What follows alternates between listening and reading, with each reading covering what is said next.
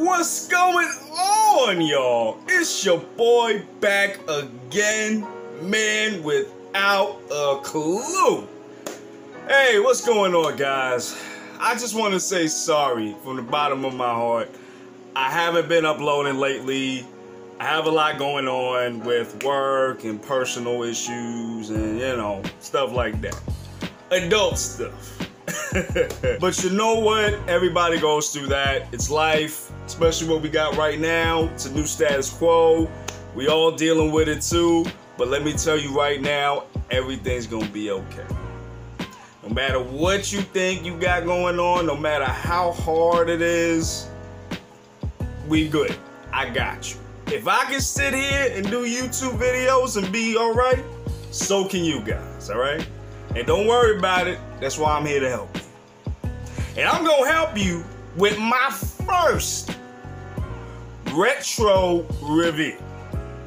Now, before I go any further, I just want to explain what a retro review is. So what I'm gonna be doing is I'm going to be reviewing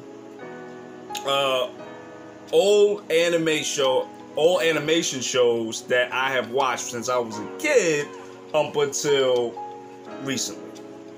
Now, when I say animation, I don't mean like anime from Japan and, you know, outside of the US. So I'm talking about specifically US shows like Batman the Animated Series, Spider-Man the Animated Series, Static Shock, Justice League Unlimited, Earth's Mightiest Heroes, and the Fantastic Four show. I actually have to watch that. Things of that nature.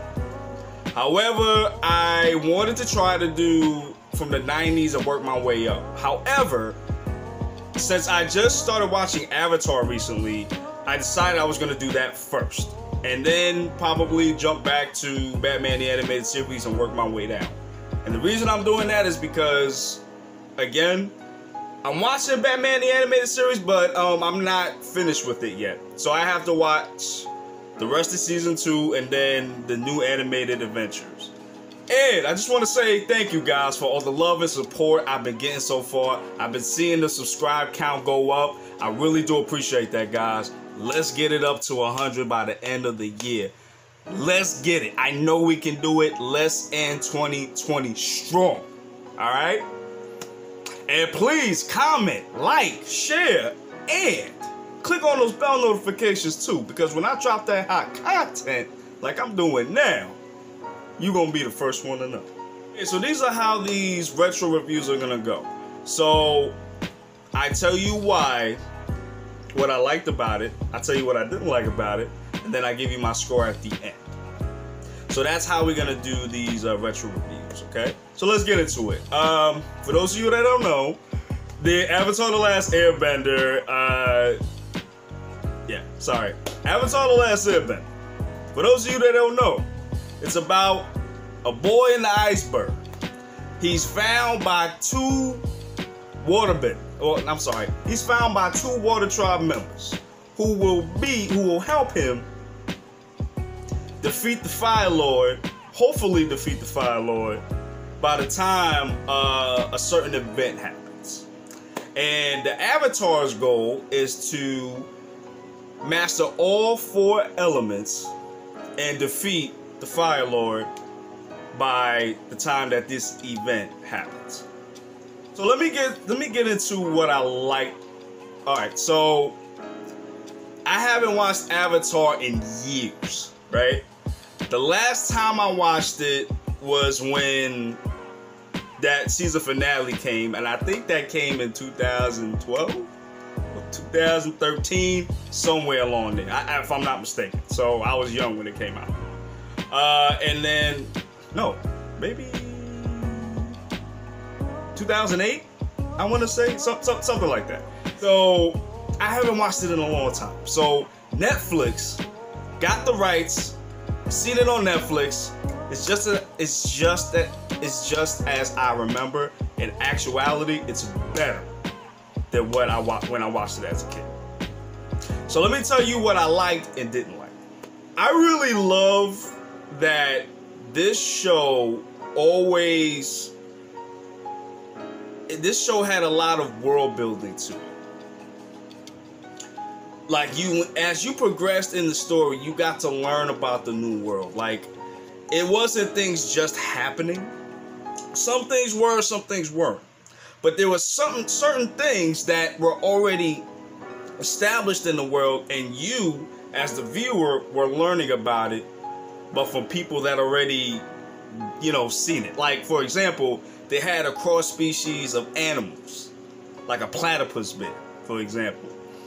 So that was really cool. I really loved that.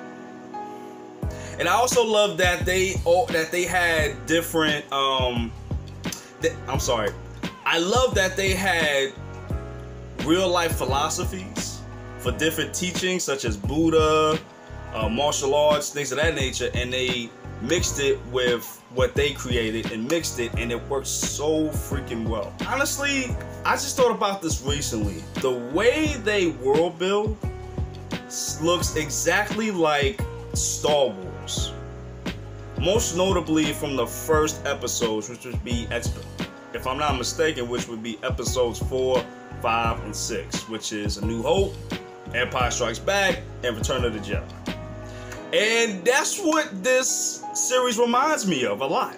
I can see a little bit of the influences from Star Wars onto the Avatar that I didn't really catch when I was younger, And especially, we got the great Mark Hamill, the Clown Prince of Crime, voicing the Fire Lord, which was awesome. Also, the character progression. Oh my God, it is so beautiful, man. Like, you really do see these characters from where they started up until the end of the series, and they all wrap up so well. Majority so well. Especially with Zuko. Zuko has that Vegeta character progression. And that's why I say, in my opinion, out of all the characters in the Avatar universe, Zuko has the best character development of that show. Bar none, period.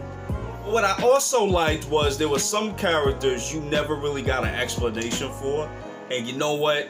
I like that because it keeps the mysteriousness of it. Some characters don't need a backstory explained. Some of them are just cool the way they are. Leave it that way. Just like the Joker's origin story. You don't really know his origin like that.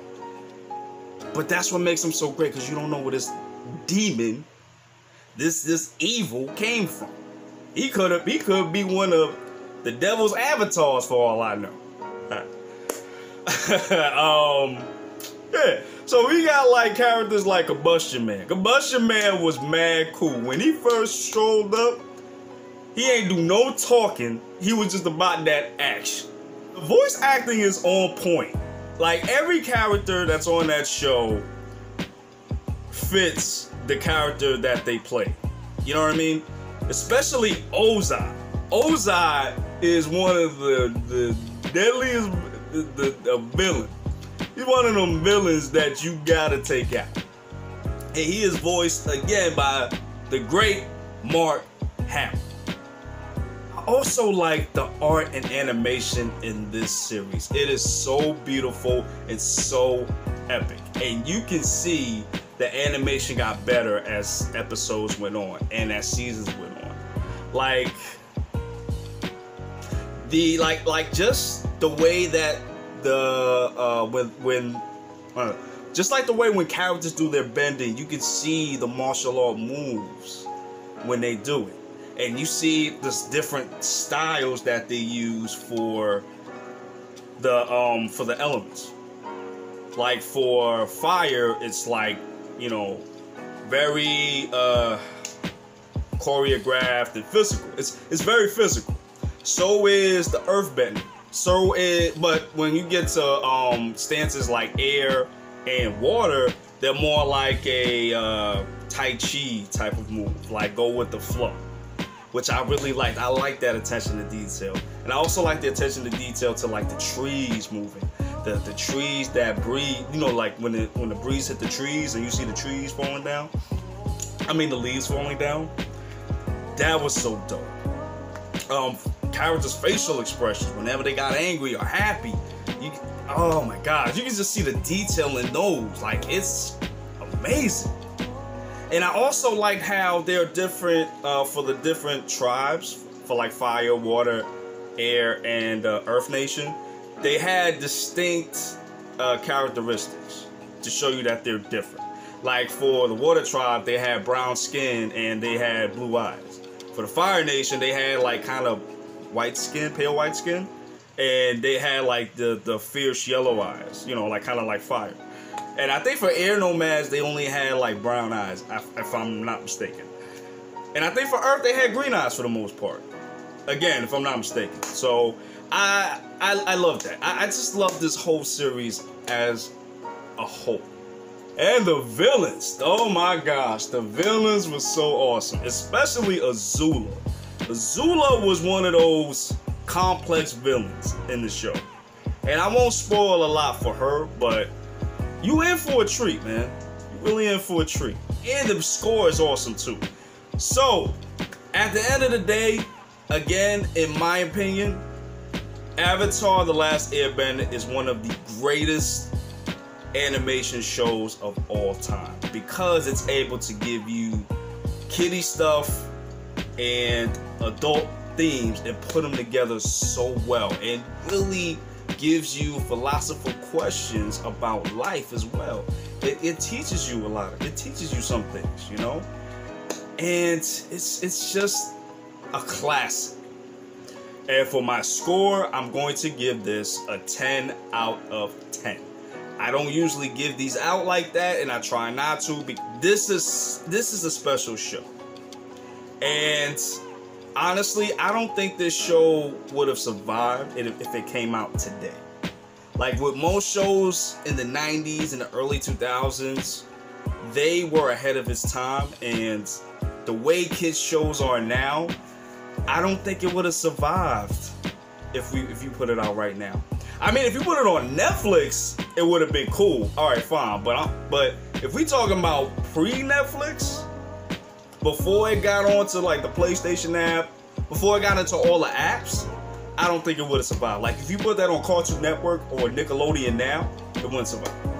All right, guys. So that's it for me. Tell me about your thoughts. Do you agree with what I'm saying? Have you not agreed with it? Have you seen the show? Is it awesome? If you have any suggestions of what you want me to look at in terms of animation stuff or comic book stuff, just let me know in the comments below. And let me know if you liked the video or not. If you did, please click on that like. Definitely subscribe. Press the bell notification. All of that stuff. And definitely share, okay? Let's make Man Without a Clue a household name. You know what I mean? Alright guys, and that's it. I'm out of here. I love you guys. Please be safe and take care of yourselves, alright? Deuces.